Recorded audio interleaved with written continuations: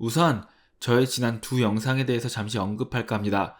스완슨 영상은 역시 설레발은 필패라는 것을 확인시켜 주었는데요. 이로써 1980년대부터 이어진 애틀란타의 유격수 계보는 라파엘 라미레즈, 제프 블라우저, 라파엘 퍼칼, 유넬 에스코바, 안드레튼 시몬스, 댄스비 스완슨에 이어서 2022 시즌 예고편을 보여준 본 그리솜으로 이어지게 될 예정으로 보입니다.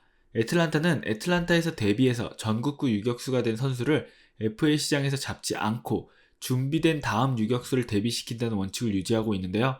1982 시즌에 풀타임 유격수가 된 라파엘 라미레즈 시절부터 에드가 렌테리아가 주전 유격수로 뛴 2006, 2007 두 시즌을 제외하고는 39시즌 동안 애틀란타에서 데뷔한 전국구 유격수들을 보유한 유격수 명가입니다. 애틀란타는 언제나처럼 뒤를 이을 유격수를 성공적으로 준비시켰고 댄스비 스완슨은 떠났습니다. 사실 이렇게 화수분처럼 계속해서 나오는 애틀란타의 유격수 계보는 나름 애틀란타의 오랜 팬들에게는 많이 알려진 부분이기도 합니다. 그리고 하나 더 이야기하면 지난 영상에서 저는 8.2를 6으로 나누면 1.2가 되는 마법을 보여드렸는데요. 저의 심각한 단순 계산 실수였고 이에 대해서 여러분께 사과드리려고 합니다.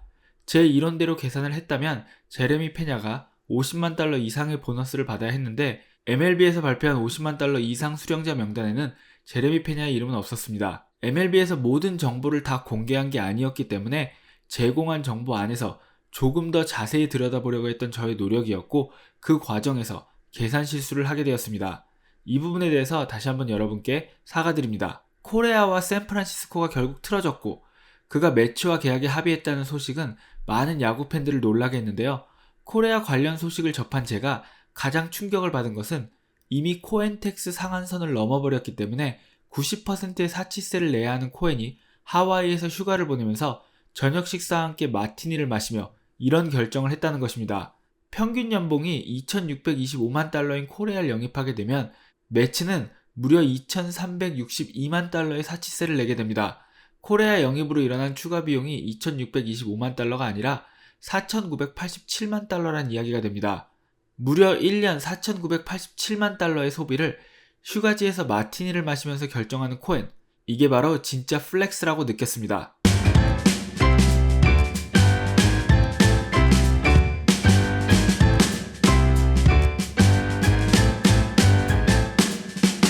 코엔 관련 영상은 두 편에 걸쳐서 만들 예정이고 이번 영상에서는 사치세에 관한 이야기를 좀 하려고 합니다.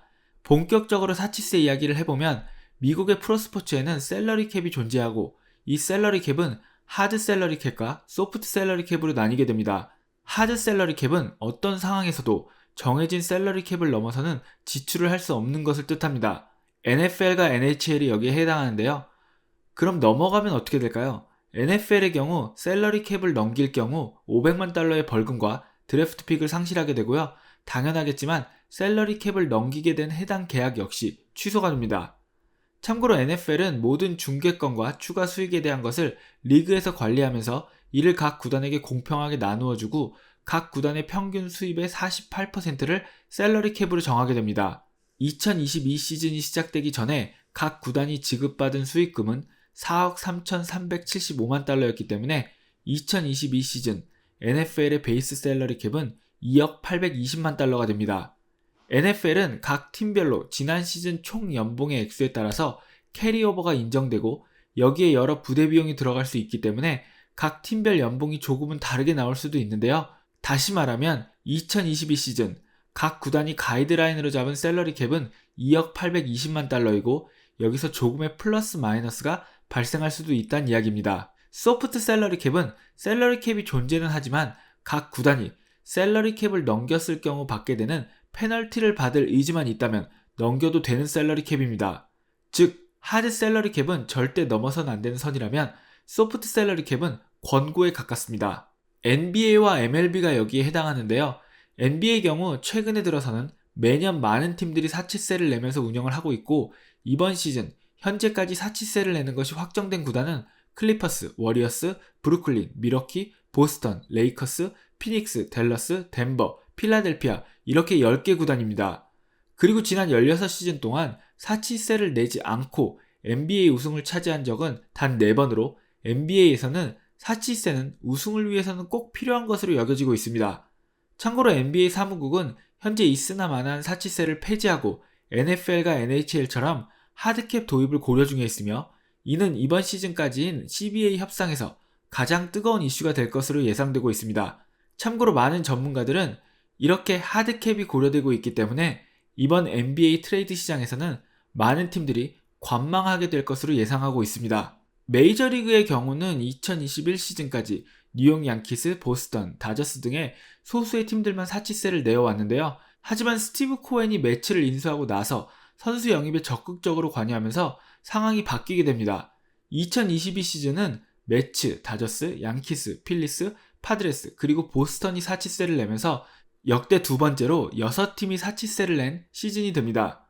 그리고 이번 시즌은 코엔이 사치세를 전혀 신경 쓰지 않는 그런 행보를 보이면서 다른 팀들로 하여금 코엔의 매치에게 선수를 빼앗기지 않으려면 돈을 쓸 수밖에 없는 그런 상황이 만들어지고 있습니다. 대체 2023년 매치와 코엔의 지출은 어느 정도 규모인 걸까요? ESPN의 제프 파산에 따르면 매치는 현재 페이롤 3억 8,400만 달러에 사치세 1억 1,100만 달러를 합쳐서 4억 9,500만 달러의 지출이 예상되고 있으며 메이저리그의 여러 지출 부분에서 모두 역대 최고를 갱신 중이라고 합니다. 어느 쪽으로 기준을 정해도 엄청난 금액인 것만은 확실합니다. 하지만 NBA 경우를 본다면 코엔의 미친 행보는 2027년으로 예정된 다음 CBA에서 독이 될 수도 있습니다. 만약 NBA가 하드캡을 도입하게 되면 북미의 4대 스포츠 중 3개의 스포츠가 하드캡을 도입하게 되는 건데요. 그리고 코엔의 독주를 막으려는 다른 구단주들이 MLB 역시도 하드캡 도입을 하자고 주장할 수도 있습니다. 그렇게 된다면 선수들의 연봉이 더 높아지기를 바라는 보라스와 선수협, 그리고 특정 팀의 미친 독주를 막으려는 나머지 구단주들의 첨예한 대립을 불러올지도 모릅니다. 어쩌면 코엔이 구단을 인수한 다음에 3년에서 5년 안에 우승을 하겠다고 선언한 배경에는 자신의 행보에 제동이 걸리기 전 어떻게 해서든 돈을 써서 우승하겠다는 그런 의미가 있을 수도 있습니다. 그렇다고 이 문제를 다른 구단주들이 코엔처럼 돈을 쓰면 되는 것 아니냐고 할 수도 없는 것이 유럽 축구를 보게 되면 Financial Fair Play, 일명 FFP라고 알려진 장치가 있기는 하지만 유명무실한 제도이고 이 FFP가 각 클럽의 부익부 빈익빈을 더 부추긴다는 이야기도 나오고 있기 때문입니다. 세계 최고의 리그로 알려진 프리미어리그 또한 최근 들어서 각 구단들이 재정적인 어려움을 많이 겪어왔고 현재에 이르러서는 프리미어리그의 대부분의 구단들이 영국이 아닌 다른 나라의 소유가 되면서 이런 문제가 더욱 크게 대두되고 있습니다. 축구와 NBA 그리고 NFL과 MLB를 더 자세하게 비교하고 싶은 마음을 잠시 참고 넘어가도록 하겠습니다. 2023년 2월 8일까지 NBA는 현재의 CBA를 유지할지 아니면 판을 새롭게 다시 짤지를 결정해야 하는데요. 이 결정이 어떤 식으로든 메이저리그에 영향을 끼칠 것이기 때문에 NBA 노사 합의에 관한 결정이 나오면 이 이야기를 조금 더 깊게 자세하게 사치세와 같이 해보도록 하겠습니다. 2017 시즌부터 2021 시즌까지의 CBA를 살펴보면 사치세는 첫 1,300만 달러가 각 구단들이 선수들의 복지 혜택에 관한 지출을 보조하는 데 쓰이고 남은 액수의 50%는 은퇴 선수들을 위한 기금에 쓰이며 나머지 50%는 사치세를 지불하지 않은 구단들에게 분배됩니다.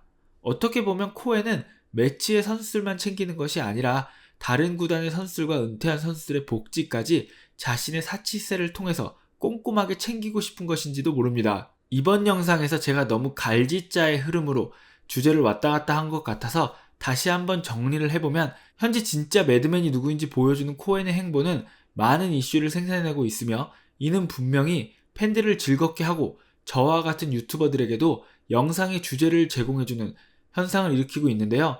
다만 그의 이런 모습이 염려스러운 부분도 분명 존재한다는 것입니다. 사치세를 당연한 것으로 여기고 우승을 하려면 사치세를 내야만 한다고 외쳤던 NBA는 새로운 노사 협정을 앞두고서 소프트 셀러리 캡이 아닌 하드 셀러리 캡 도입을 검토 중이고 이는 양측의 새로운 갈등 요소로 떠오르고 있습니다. 만약 NBA가 하드 캡을 도입한다면 메이저리그는 북미 4대 리그 중에 유일하게 소프트 캡을 유지하는 그런 리그가 됩니다. 또한 과도한 지출 경쟁으로 재정 악화가 찾아온 프리미어리그의 구단들을 하나씩 인수해 결국 대부분의 프리미어리그 구단을 소유하게 된 미국의 프랜차이즈 구단들은 영국처럼 자신들의 자존심인 스포츠가 다른 나라의 자본에 넘어가는 것을 매우 경계하고 있으며 과도한 지출 경쟁은 그 시작이 될지도 모른다고 생각하고 있습니다. 만약 코엔과 매츠가 2026 시즌까지 우승을 하지 못하게 된다면 현재의 NBA처럼 MLB 역시도 하드캡 도입 여부가 가장 중요한 이슈가 될 가능성이 높을 것입니다.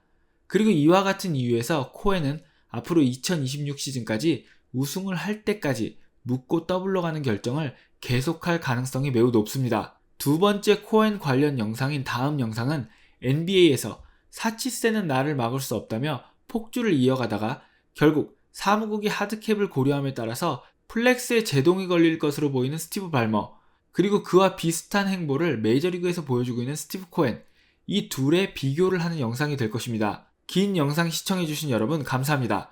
지금까지 야구야구의 이승용이었습니다. 여러분 모두 좋은 하루 보내세요.